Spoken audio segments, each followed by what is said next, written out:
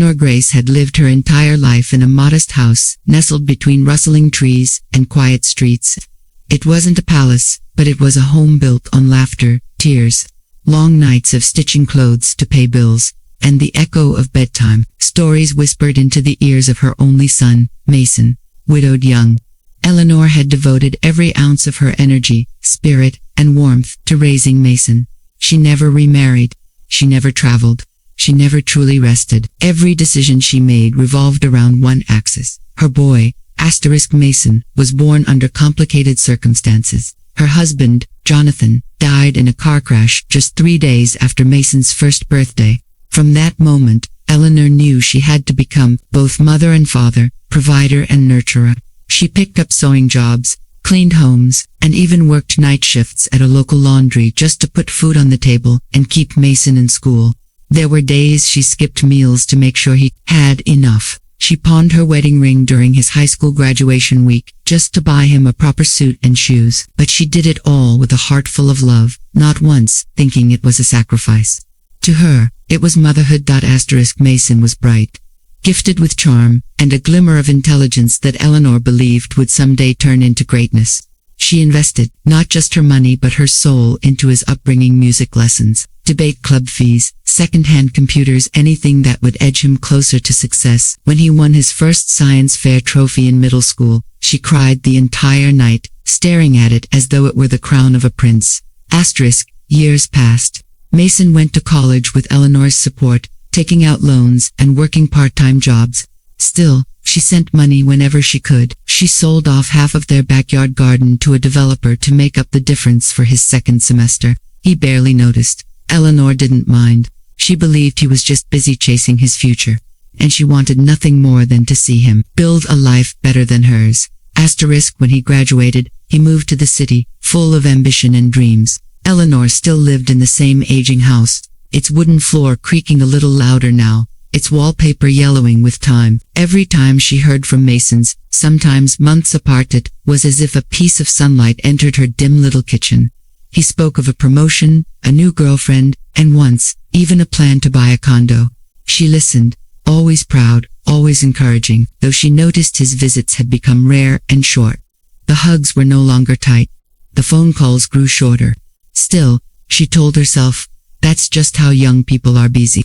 Moving forward, it wasn't until her 65th birthday that something inside her began to ache in a different way. That morning, she sat by the window, her hair now silver, and her hands wrinkled like worn parchment. A small chocolate cake sat on the table, bought from her pension money. She waited all day for Mason. She had even worn the blue floral dress he had once said looked nice on her.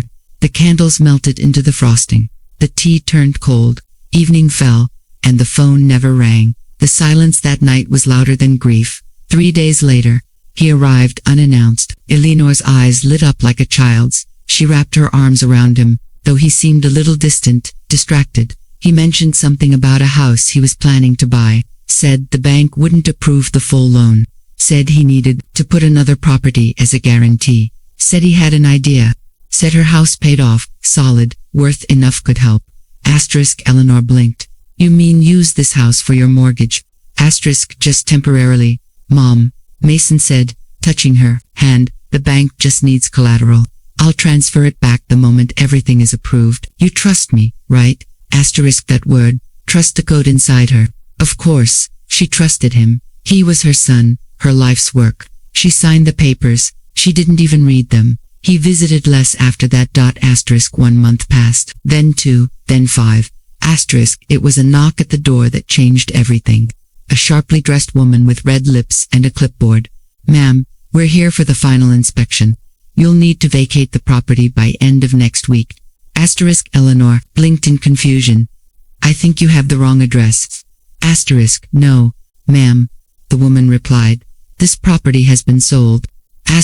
Eleanor felt a strange pressure in her chest. My son said it was only for the loan.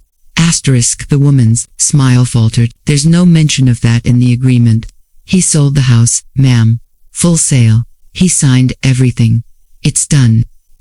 That night, Eleanor didn't sleep. She stared at the dusty family photo on the mantel. Her hand trembled as she held it, tracing Mason's childhood face with her thumb. She didn't cry.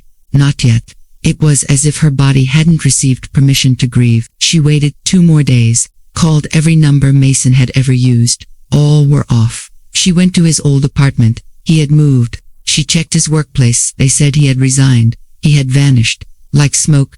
The neighbors offered sympathy. Someone gave her tea. Another offered her a couch if she needed to stay temporarily. But none of it could fill the hollow space left inside her. Her hands that once held his feverish head, that once tucked him in at night, were now holding an eviction notice. The home she built brick by memory-filled brick was now gone. And it wasn't fate or fire that had taken it. It was her son. The betrayal didn't break her. It rewrote her. For the first few days, Eleanor stayed silent. But her silence wasn't surrendered.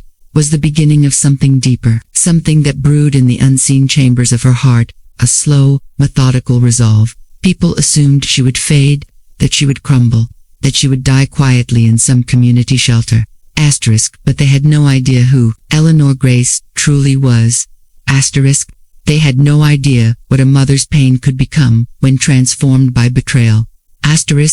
And what she would do with it. Because Eleanor was done surviving for someone else. She was going to rise for herself, and what was taken from her would one day return, not with tears, but with power. Revenge didn't come from rage, it came from clarity, and she had never been clearer in her life. Eleanor's fingers brushed against the cold rim of the teacup as she sat in the corner of the shelter, surrounded by strangers with stories written in wrinkles, silence, and sighs. The noise around her was faint, distant echoes of spoons clinking, coughs from tired throats, and conversations too muffled to care about. But inside her, a storm had begun to settle, not in anger, not in helplessness, but in determination.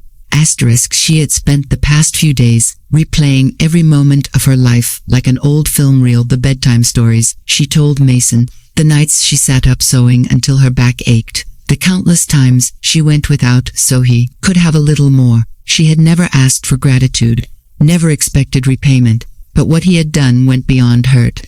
It was theft not of property, but of trust.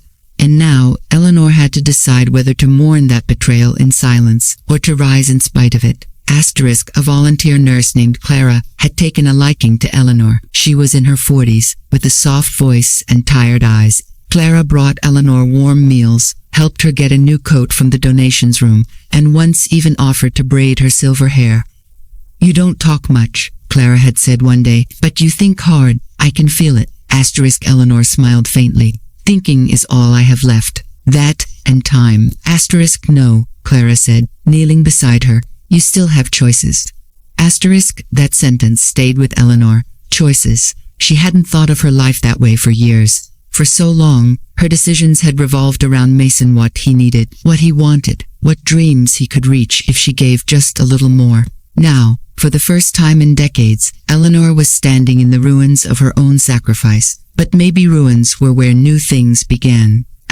One rainy evening, Eleanor walked to a nearby public library. She used to bring Mason here when he was little. Back then, he loved superhero comics and mystery novels. She'd wait patiently, reading cookbooks or gardening guides, while he flipped through pages like they were treasure maps. Now, she sat, alone at a computer desk, logged into a public terminal, and stared at the blinking cursor. She had no plan, only a question. "Where is Mason Grace?"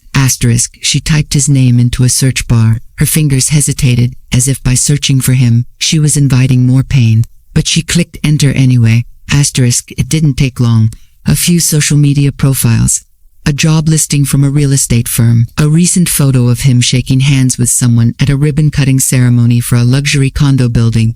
He looked older, sharper, wearing a suit that probably cost more than what Eleanor had earned in a month. But it wasn't the suit that hurt her, it was the smile. That proud, confident grin, the same one he had as a child when she praised his schoolwork. But this time, it wasn't pointed at her.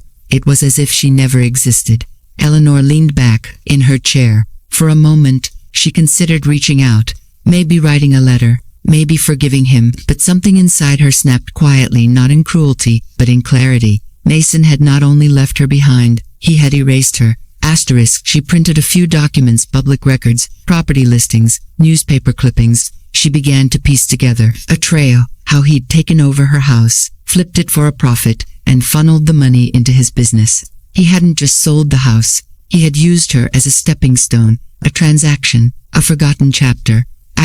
The next few days passed in focus. Eleanor walked every block of the city, visiting community legal clinics, asking questions, gathering information. She didn't have money for a lawyer, but she had time and patience. She learned that what Mason did, if proven, could amount to elder financial abuse. But the law moved slow, and proving intent was difficult, especially when the victim was a mother who had trusted her son. One morning, she met a paralegal named Jordan who listened carefully to her story. He was young, maybe in his late 20s, and had a scar running across his knuckles. "I've seen people like your son," he said bitterly. "They hide behind paperwork and charm. They forget who raised them." Eleanor's voice was calm. He didn't forget. He chose to forget. Jordan offered to help her draft a civil complaint. "You may not get the house back," he warned, "but you might get enough to start over, and maybe hold him accountable." Eleanor nodded. It wasn't about revenge in the traditional sense. It was about truth. She had spent her life giving. Now, she was going to take back her story. Word spread around the shelter that Eleanor was fighting her son. Some whispered it with judgment, others with admiration. One woman said, "He's still your blood." Another said, "Blood don't mean much when it turns cold." Eleanor stayed quiet through all of it. She wasn't fighting out of bitterness. She was reclaiming her dignity. One night, Clara found her sitting alone on the rooftop terrace of the shelter, looking out at the dark skyline. "Do you ever think he'll come back?" Clara asked. Eleanor didn't answer for a while. Then she said, "No. And if he does, it won't be for me. It'll be for what he can't take anymore." Clara looked down. "I'm sorry." "I'm not," Eleanor said. "If he hadn't done what he did, I would have died still waiting for him to love me. Now, I live knowing I have to love myself."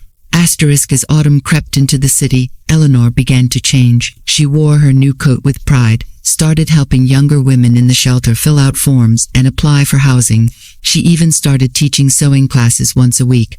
Her hands, though wrinkled, still held magic, and her voice, though soft, began to carry weight. Mason hadn't destroyed her. He had awakened her, but she wasn't done yet. In the final days of November, she stood before a mediation panel with Jordan beside her. Mason had been summoned but hadn't yet responded. She had filed the complaint, submitted the documents, and started the process. It wouldn't fix everything, but it was a start. Her case number was stamped. Her voice was recorded. Her name was heard.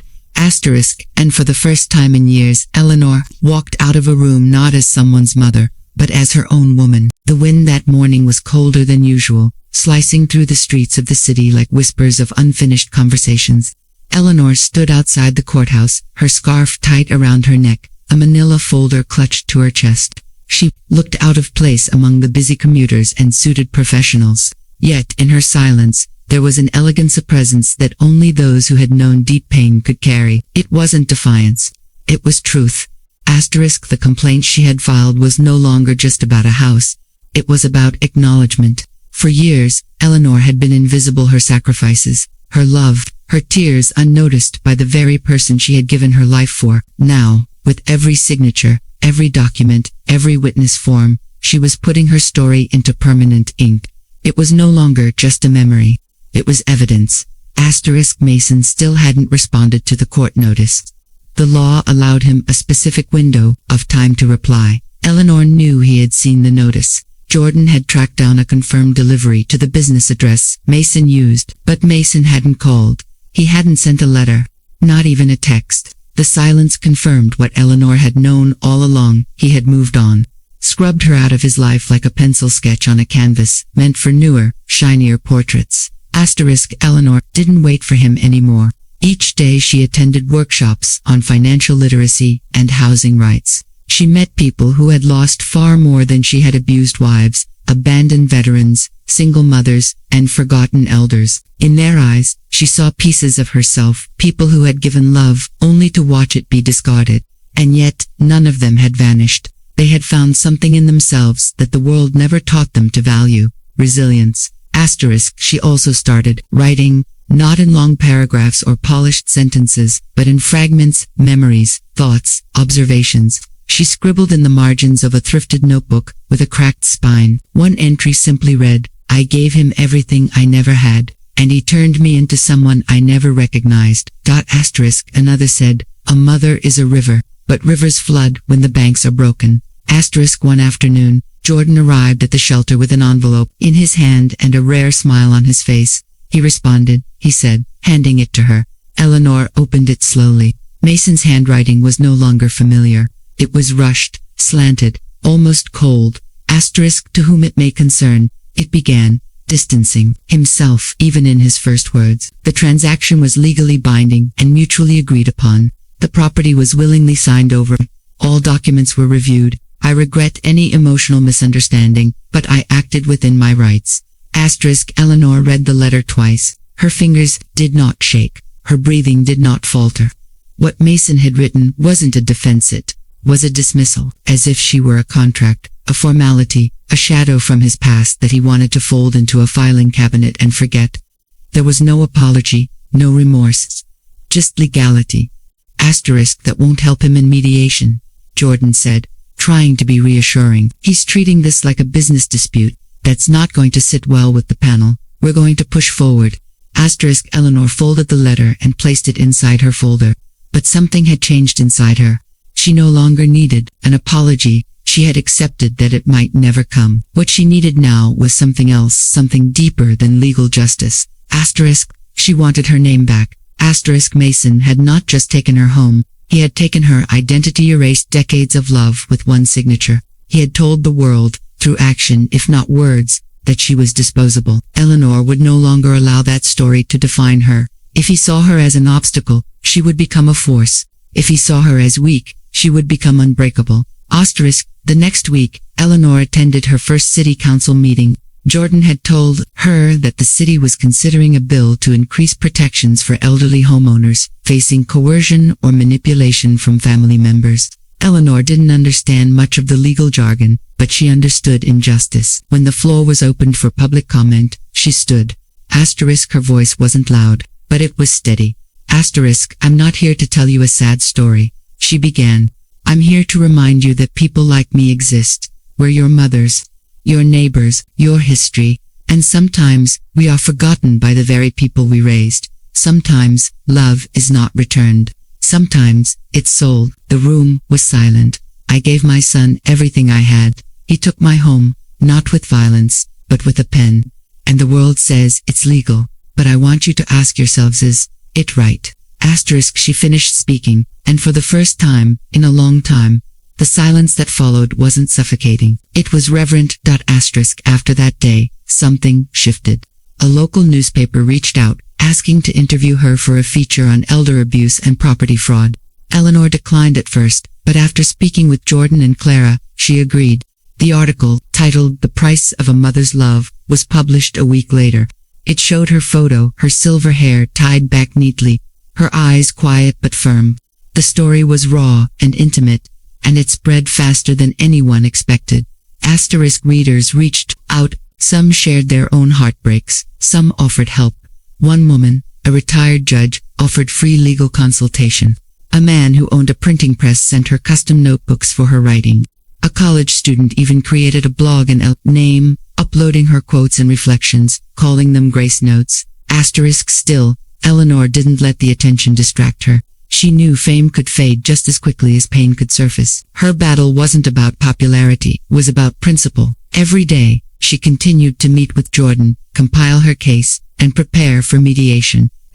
Finally, the day arrived. The mediation room was quiet, furnished with a round table, 3 chairs on each side, and a judge seated in the middle. Mason arrived late, dressed in an expensive suit, his phone in hand, his face drawn tight with irritation. He didn't look at Eleanor as he sat down. She studied him. This wasn't the boy she had held when he had night terrors. This wasn't the young man she had prayed for when he was hospitalized with pneumonia. This was someone else, someone shaped by ambition, poisoned by entitlement. The session began. Jordan presented their argument: how Mason had coerced Eleanor into signing papers she didn't fully understand, how the sale had been expedited without legal counsel, How Mason had profited while his mother ended up homeless. Eleanor said little.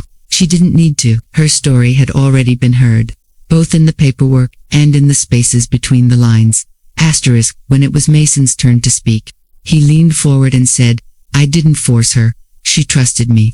I did what was necessary to secure my future. I regret that she's upset, but that's not illegal. Asterisk, the words stung, but they did not shock her. The judge asked if either party wanted to offer a final statement. Eleanor stood. She didn't look at Mason.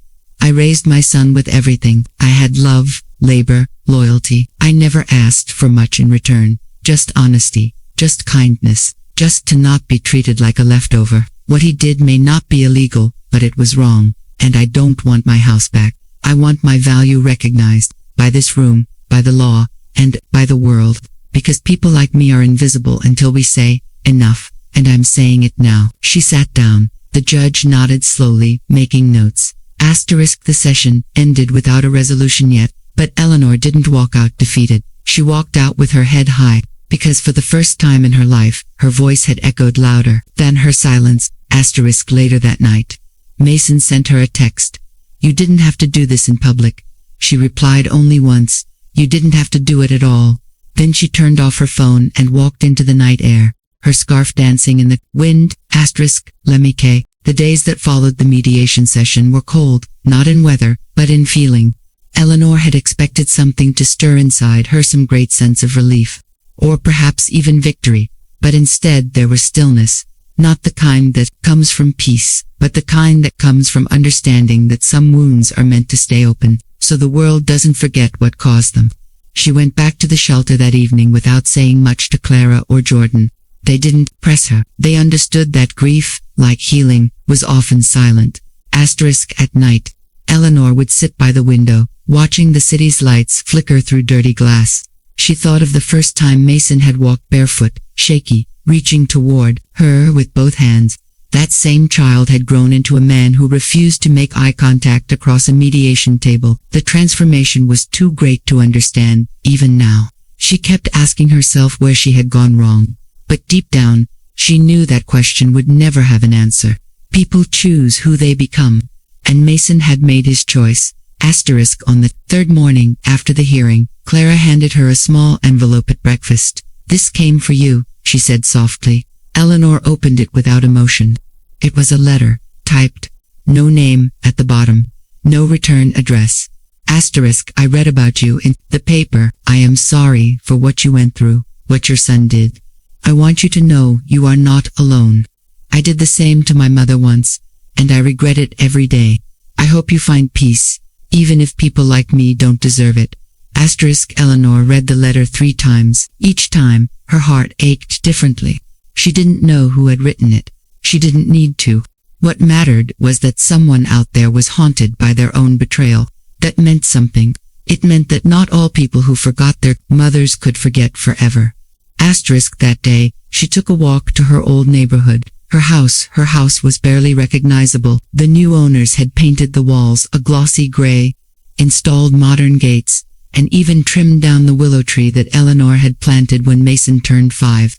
She stood across the street, hands in her coat pockets, her eyes scanning every inch of what used to be her sanctuary. A young woman stepped out with a child on her hip, speaking loudly into a phone. The child giggled, pointing at a pigeon on the sidewalk. Asterisk, Eleanor didn't feel anger. She didn't feel jealousy. She felt a strange detachment. That place no longer held her spirit. Mason had sold the structure, yes, but what truly made it home had left long before he found a buyer. She had carried it with her, in her memories, in her suffering, in her survival. She turned away. There was nothing left for her on that street. Asterisk, back at the shelter, something new awaited her. A woman named Judith, nearly her age but far less steady on her feet, had been assigned to the room next to Eleanor. Judith was bitter, loud, and often shouted at the staff. People avoided her, but Eleanor didn't. On the second night of Judith's stay, she brought her a cup of warm tea and simply sat nearby, sewing a button back onto an old coat. Asterisk, after a long pause, Judith muttered, "They say you stood up to your son." Eleanor didn't respond. Judith exhaled. "Mine stole my pension and left me on a bus stop. I didn't even have shoes on." Still, Eleanor said nothing. Judith finally looked over. Do you hate him? Eleanor placed the coat down, folded it carefully, and replied, No, I remember him, but I don't miss him. Judith stared at her for a long moment, then turned her eyes to the ceiling. That's worse than hate. I know, Eleanor said. That conversation marked a turning point not just for Eleanor, but for the other women at the shelter. Slowly, people began seeking her out. Not for answers, but for presence, for comfort. Her quiet strength had become a beacon. In a place where pain was often dismissed or buried, Eleanor had become proof that one could survive betrayal and still have something left to give. Jordan returned with news that the case would move forward into formal proceedings. They would not only demand financial restitution, but also file for psychological damages, he said. We may not win everything, but we've got enough to shake him. Eleanor didn't ask about Mason's response. She didn't care. Her fight had already moved beyond him. She wasn't trying to destroy him anymore. She was trying to restore herself, but Mason hadn't gone quiet. He had started speaking in ways she hadn't expected. That evening, Clara pulled Eleanor aside and handed her a phone. Someone called for you. I think it was him. Eleanor's heart didn't race. It thudded, slow and heavy. She took the phone. Hello, his voice hadn't changed. Mom, she closed her eyes. That word no longer carried warmth, it carried weight. I saw the article, and the blog. You're really doing this? Yes, she said, simply. I didn't want it to go this far, he said. This was supposed to be temporary. I was going to fix it. You didn't wait. Eleanor almost laughed. I waited 30 years, Mason. A pause. You've embarrassed me.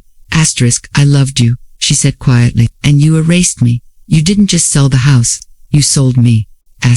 His tone hardened. This isn't just your story. No, she agreed, but it's the only one I have, and I will tell it. I'm your son. Eleanor's voice was still calm, and I'm your mother. That used to mean something. He didn't reply. The call ended. She handed the phone back to Clara without a word. That night, she dreamed of Jonathan, her late husband. He was standing in their old kitchen, his hands in soapy water, Mason on the floor playing with a wooden train. She watched from the doorway. Jonathan looked up and smiled. You've come far, he said. In the dream, she nodded. But I'm tired, He stepped toward her, drying his hands. You've carried him long enough. I didn't know how to stop. You do now. She woke up with tears in her eyes, but they were not bitter. They were cleansing. In the weeks that followed, the case gathered momentum. More organizations reached out. More people shared their stories. Eleanor was invited to speak at a community center about elderly rights and financial abuse. She stood behind a worn wooden podium and spoke not with anger, but with authority. She talked about trust, loss, and identity. She ended her speech with the words, "Love without respect is not love, it's leverage." Applause followed, not thunderous, but sincere. Afterward, a young girl came up to her. "I want to be like you when I'm old," she said. Eleanor smiled. "Be like you now. That'll be enough." As December arrived, so did a letter, this time, from the court. A hearing date had been set. It would be the final phase. Eleanor folded the letter and placed it beneath her pillow. She didn't feel dread, she felt ready. She stepped outside and walked through a nearby park. Children played, couples argued, dogs barked. Life was ordinary and beautiful. She sat on a bench, closed her eyes, and breathed. Because for the first time in her life, she had finally come home. The courthouse on the morning of the hearing stood like a monolith of memory, its gray stone walls looming, yet unmoving. Just like the justice, Eleanor now sought not out of revenge, but out of something deeper, closure. The air was brisk, laced with the first breath of winter. She stood outside the building with a calmness that surprised even herself. She wasn't nervous, wasn't afraid. She was simply prepared. Her body, now worn by time, stood straighter than it had in years. The pain in her knees had not disappeared, but it no longer felt heavier than the pain in her heart. Today, Eleanor was not a victim. She was a witness to her own endurance. Jordan walked beside her, coat fluttering in the wind, his arms full of case files, affidavits, and court documents. He glanced at her with a mixture of admiration and concern. "Are you sure you're okay?" he asked softly. Eleanor nodded. "I've been ready since the day he shut the door on me." The hallway outside the courtroom buzzed with footsteps and low murmurs. Eleanor took a seat on the bench outside, her hands folded neatly over her lap. She spotted a familiar face across the room. Judith, the woman from the shelter. Judith gave her a small, clenched fist wave, her lips tight with unspoken support. Behind her were a few other women Eleanor had helped over the past few months, faces marked with trauma. Now watching her with quiet reverence, they weren't there for curiosity. They were there for solidarity. The court clerk called the case. Inside, the courtroom felt colder than outside. The walls echoed every footstep. Mason was already seated at the defendant's table. He wore a polished navy suit, his hair perfectly styled, but his expression unreadable. He didn't look at Eleanor, not once. She, however, studied him, not out of longing, not out of hurt, but out of finality.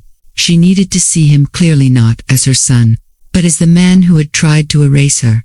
The judge, an older woman with deep creases on her forehead and a reputation for being fair but firm, entered and called the room to order. Eleanor listened as Jordan stood and delivered the opening statement. He spoke not with passion, but with precision. Every word, every line, every documented signature was laid out. He described how Mason had manipulated Eleanor into transferring the title under false pretenses. He showed records of how quickly the house had been sold and the profits rerouted into Mason's business accounts. He painted the picture not of a loving son making a mistake, but of a man who saw his mother as a convenient tool in his pursuit of success. Mason's lawyer, a sharply dressed man in a charcoal gray suit, responded with calm professionalism. "My client acted within the confines of the law. There was no physical force, no threat. Mrs. Grace willingly signed the transfer documents. Any emotional fallout is unfortunate but not unlawful." The judge raised her brow. "Did she have legal counsel at the time?" "No, Your Honor," the lawyer admitted. "Was there any verbal assurance that the transfer would be temporary?" Eleanor's voice rose from her seat. "Yes," he said, "it would be just until his loan was approved." The judge turned to Mason. "Is that true?" Mason's throat moved slightly as he swallowed. "I may have said that, yes." Jordan interjected, "which means there was deception, manipulation at the very least. This wasn't a straightforward sale, it was a breach of trust." The judge nodded. The proceedings continued. Witnesses were called. A bank officer testified that Mason had listed the house as a direct asset and signed permanent ownership paperwork 2 days after Eleanor's signature. Another witness from the real estate agency confirmed the property had been flipped in less than 2 weeks for a profit, nearly 3 times its original value. Mason finally took the stand. He spoke clearly, his tone polished and persuasive. "I didn't do it out of malice," he said. "I was under a lot of pressure. Business was rough. I needed collateral. My mom always helped me. I assumed she would understand once things stabilized." And did you ever contact her again after the sale? Jordan asked. I meant to, Mason replied, glancing briefly toward Eleanor. You meant to, Jordan repeated. She ended up in a homeless shelter. A pause. "I didn't know," Mason said quietly. The courtroom fell silent. Then, Eleanor stood up. "May I speak, Your Honor?" The judge nodded. Eleanor walked slowly to the front. She didn't carry notes. She didn't need them. When a mother raises a child, she doesn't write a contract. She doesn't ask for returns. She gives because that's what love is. My husband died when Mason was a baby. I gave up everything for him, my youth, my health, my dreams. And I did it with joy. I didn't want applause. I just wanted to know that I mattered, that all I gave helped him become something kind. She looked at Mason now, not with fury, but with sorrow. But I wasn't seen as a mother. I was seen as leverage. He didn't come back to explain. He didn't call to check if I had a place to sleep. He used my trust and left me behind. I may be old, but I am not disposable. She turned to the judge. I don't need his money. I need acknowledgement. I want the world to know what this kind of betrayal looks like. Because if we don't speak it out loud, it keeps happening. The courtroom remained silent even after she sat down. The judge took a deep breath. This case is not about technical legality. It is about ethical failure. This court rules in favor of the plaintiff. Full financial restitution is ordered, along with additional compensation for emotional damages. Mr. Grice, you may not have broken a law, but you broke something far more sacred, your mother's faith. This court cannot repair that, but it can acknowledge it. Mason's face was pale. For the first time, he looked at Eleanor, but she didn't look back. The gavel struck. It was over. Outside the courtroom, reporters had gathered. People wanted to know the woman behind the story that had stirred the city. But Eleanor didn't stop for interviews. She walked out with the same quiet grace she had walked in with. Her eyes focused not on cameras, but on the sky. She didn't need headlines. She needed air. Back at the shelter, the women waited with anticipation. When they saw her approach, Judith stood first and shouted, "She won!" The hallway burst into soft applause and laughter. Clara hugged her tightly. "You didn't just win for you," she whispered. "You won for all of us." That night, Eleanor returned to her notebook. She wrote only one line. Some storms don't break you, they clean you. The following week, a lawyer from a senior rights advocacy group called. They wanted Eleanor to speak at a state conference. She declined. Not because she was tired, but because her work was elsewhere.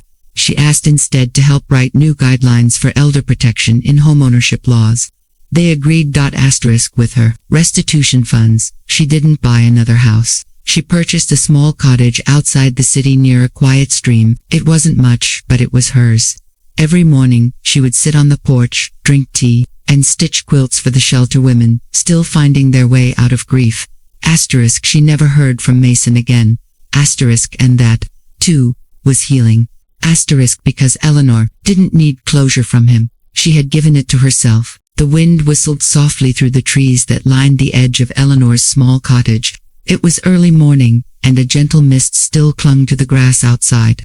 Inside, the warmth of a kettle whistling mingled with the scent of tea leaves steeping. Eleanor sat in her favorite chair by the window, a patchwork quilt draped across her lap, her notebook open beside her. It had been 2 months since the court ruling, and while the echoes of her pain still lingered in the corners of her mind, she had begun to breathe differently, slower, deeper, as if each breath no longer carried the weight of betrayal but the promise of her own peace. She had never imagined herself living alone, in a place surrounded by nature. For decades, her life had revolved around noise. Mason's crying as a baby, the hum of the sewing machine late into the night, the clatter of pots and pans in their old home. The television playing in the background while she folded laundry. Now, there was silence, but not the kind that haunted. This silence comforted. It was a silence she had earned. Her days had taken on a rhythm. Morning tea, letters from strangers, calls from women's groups, visits from Clara and Jordan on weekends. Sometimes, she'd get postcards from women who had heard her stories, some living in shelters, others in halfway homes, some simply alone, like she had been. Each note thanked her for her courage, but Eleanor knew the truth. Courage wasn't born out of strength, it was born out of desperation. She hadn't chosen to become brave, she had been given no other option. She often thought of the moment in the courtroom when Mason finally looked at her. Not as his mother, not as the woman who raised him, but as a person with her own voice. It was a look that had stayed with her not because of what it revealed, but because of what it lacked. There had been no apology in his eyes, no understanding, just discomfort, as if he couldn't quite accept that the woman he had walked over was standing tall in front of the world, no longer asking to be remembered. But Eleanor had stopped waiting for his remorse. That waiting, she realized, had been the longest prison sentence of her life. She began each day by writing a letter to herself. It had started as therapy, a suggestion by one of the counselors at the shelter, but over time it became a ritual. Today's letter began simply, "I am still here. I survived. The one person I thought I couldn't live without, and I found myself in the ruins." After her tea, she put on her cardigan, laced up her boots, and stepped outside. The path to the nearby lake was familiar now. Each step brought her past tall grass, scattered wildflowers, and trees that had watched her journey from brokenness to becoming. At the edge of the lake was an old wooden bench where she would sit and feed the ducks, or simply stare at the water. Today, someone was already there. As she approached, The figure stood up. It was a woman, perhaps in her 50s, with eyes that held too many stories. She smiled nervously. "Are you Eleanor Grace?" Eleanor hesitated, then nodded. The woman extended her hand. "I'm Victoria. I read about you. I hope this isn't intrusive. I've been trying to find the courage to meet you for weeks." Eleanor offered a gentle smile. "Sit with me." They sat in silence for a few minutes, the lake water rippling gently in front of them. "I sold my mother's house too," Victoria said suddenly. "Years ago, she was sick. I told myself I needed the money for her care, but that wasn't true. I just didn't want to deal with it, and she never forgave me." Eleanor looked at her, but said nothing. "She died last year," Victoria continued, "and I kept thinking about what I would say if I could see her again. Then I saw your story, and I realized maybe I couldn't fix what I did, but I could try to help someone else fix their story." Eleanor studied the woman's trembling hands. "I started volunteering at a senior shelter," Victoria said. "They're building a new wing. I came here to ask you, would you lend your name to it? We want to call it Grace House." Ellen, lips parted slightly in surprise. "Grace House, you gave us the words we didn't know how to say. You gave us permission to be angry, to stand up, and you gave people like me the reminder that redemption starts with honesty." Eleanor didn't respond right away. Her eyes returned to the water. In its reflection, she no longer saw the mother left behind. She saw the woman who had fought her way back to herself.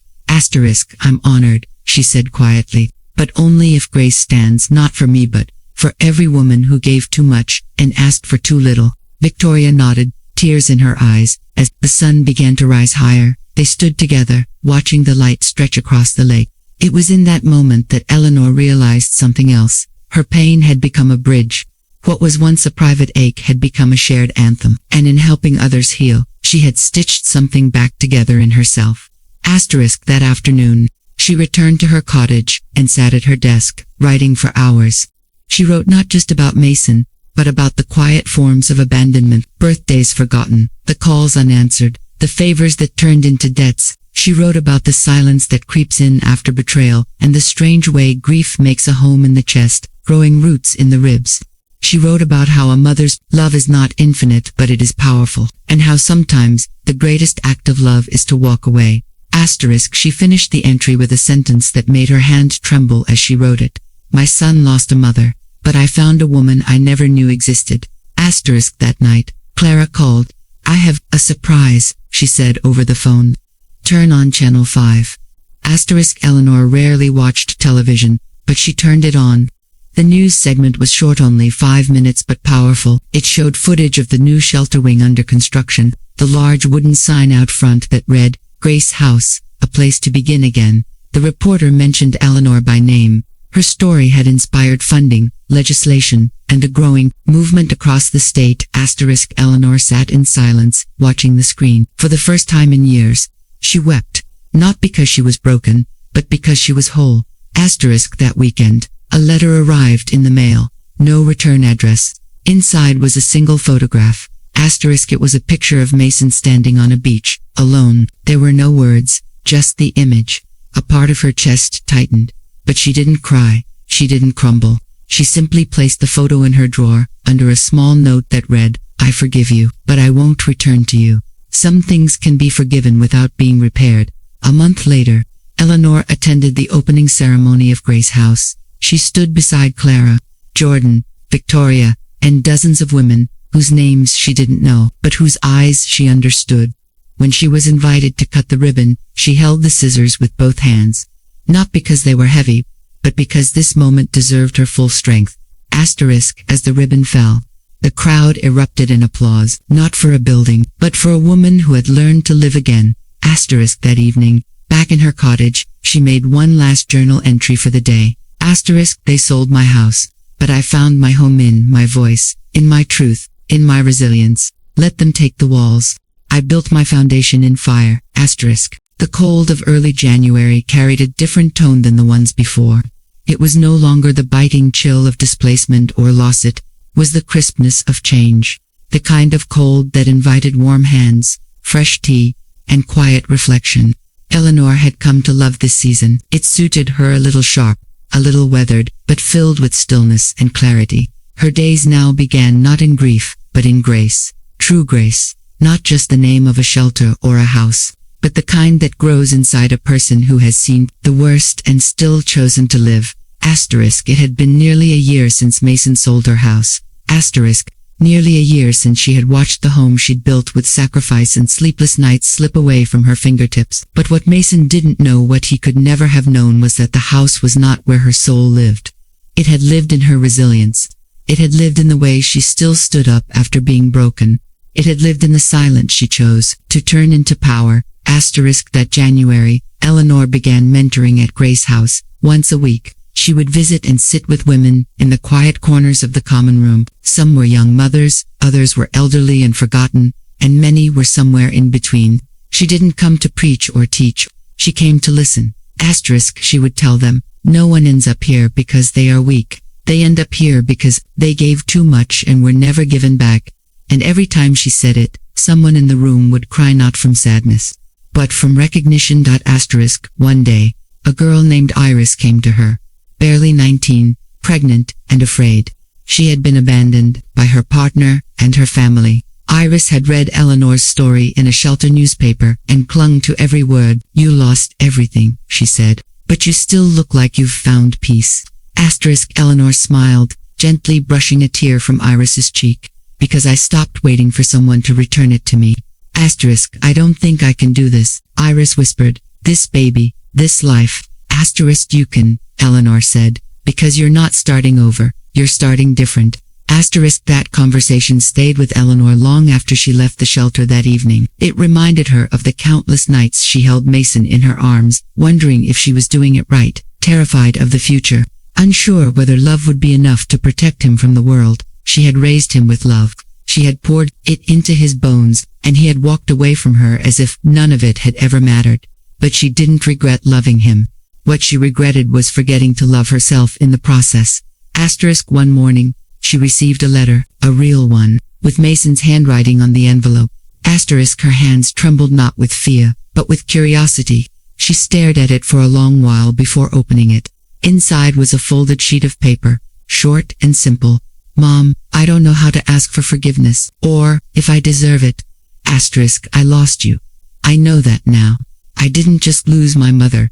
I lost the only person who ever truly saw me. Asterisk, if this letter never gets a reply, I'll understand. I just wanted to say that I know what I did, and I'm sorry. Mason. Eleanor sat motionless, reading the letter over and over. Her chest ached not from heartbreak, but from the strange tenderness of overdue truth. She didn't cry. She didn't smile. She simply placed the letter on the table and stared out the window. Asterisk, Clara came over later that afternoon. When she saw the letter, she raised her brows. Are you okay? I am, Eleanor said. Are you going to reply? Asterisk, Eleanor thought, for a long moment. Not yet. Asterisk, why? Asterisk, because I want to answer from my present, not from my past. I need to be sure I'm not writing from the part of me that still wants to be loved by him. I want to write from the part of me that loves myself more. Asterisk, Clara said nothing. She simply reached over and took Elena's hand. Later that night, Eleanor wrote in her journal, he said sorry. I didn't know what it would feel like. It didn't undo anything, but it unlocked something. It's strange. Forgiveness doesn't always feel like release. Sometimes, it feels like finally holding the weight instead of letting it crush you. Asterisk, the next day, Eleanor walked to the local bookstore. There was a section she had always skipped, the memoir shelf, but now, she lingered. Her story wasn't just personal. It was universal. Women around the world were erased in their own families, their labor unseen, their pain dismissed as emotion, their love turned into leverage. Asterisk, she picked up a notebook, not for journaling, but for building. She began drafting her own book. It wasn't a revenge story. It wasn't a story about a house. Asterisk, it was a story about identity, how it slips from your hands when all you do is give, and how you can rebuild it, piece by piece, from memory, voice, and truth. Asterisk, she titled it, The Price of Love, a mother's story of losing and finding herself. Asterisk, by spring, her manuscript was finished, with help from a friend of Jordan's in publishing. It was sent to several small presses. One of them responded with enthusiasm. They wanted to publish it as part of their series on women's voices. Eleanor agreed, but only on the condition that all royalties would go to the development of transitional housing for elder women. The book was released quietly, and then, unexpectedly, it caught fire. Readers across the country wrote in. Some told their own stories, others sent gifts and letters. One woman wrote, "You reminded me I existed." Another said, "I was planning to return to my abusive son until I read your words. You helped me choose dignity." Months later, Eleanor was invited to speak at a national summit on women in aging. She stood on a wide stage in front of hundreds. Cameras, lights, and applause surrounded her, but her voice remained quiet. "I didn't come here to tell you how to be strong," she said. "I came to tell you that you already are. You just forgot." The room fell silent. "I loved my son more than I loved myself.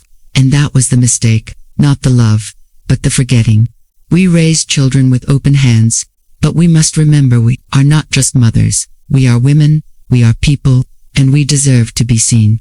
As the crowd stood in applause, Eleanor felt a kind of peace she had never known, not the kind that comes from things being right, but the kind that comes from knowing you made it through when everything went wrong.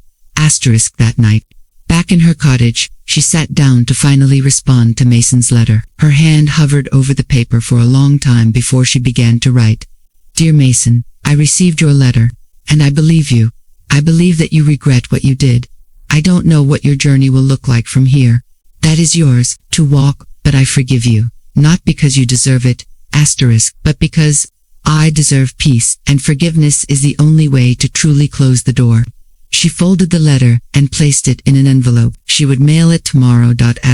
And then she would return to the lake, to the bench, to the silence that had become her companion. Not the silence of being ignored, but the silence of having said all that needed to be said.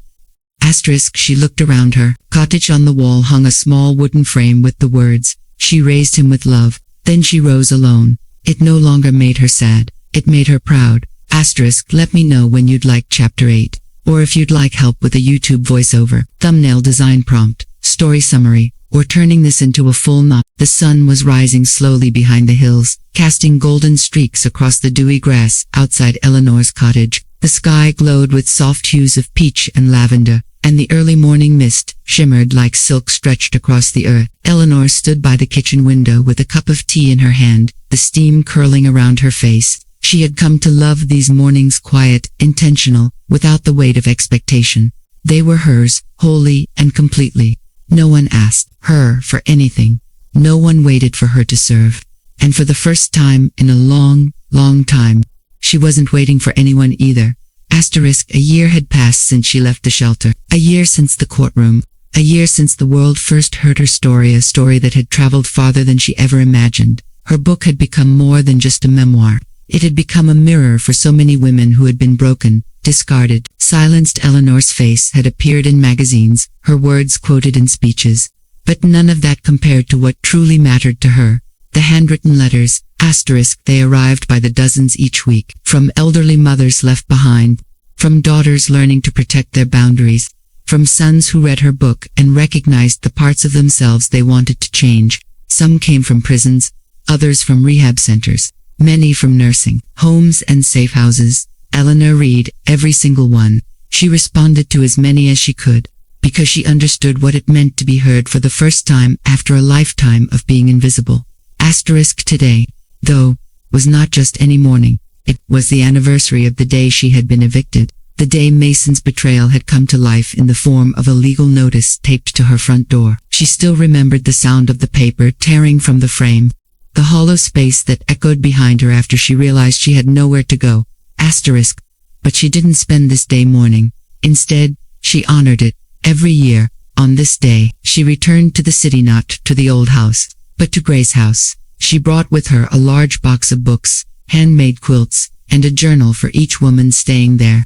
She called it Remembrance Day, not to remember the pain, but to remember the rise. As she pulled up outside the shelter, the building stood proudly, its windows polished, the new expansion gleaming in the morning sun. The sign that read, Grace House, a place to begin again, had been freshly repainted. A row of flowers lined the walkway, and at the entrance stood Clara, her smile wide and her arms open. You're early, Clara said, hugging her tightly. Asterisk, I'm old. Eleanor replied with a grin. I don't sleep past 5 anymore. Asterisk, the women inside gathered in the community room. A large, warm space filled with couches, artwork, and sunlight.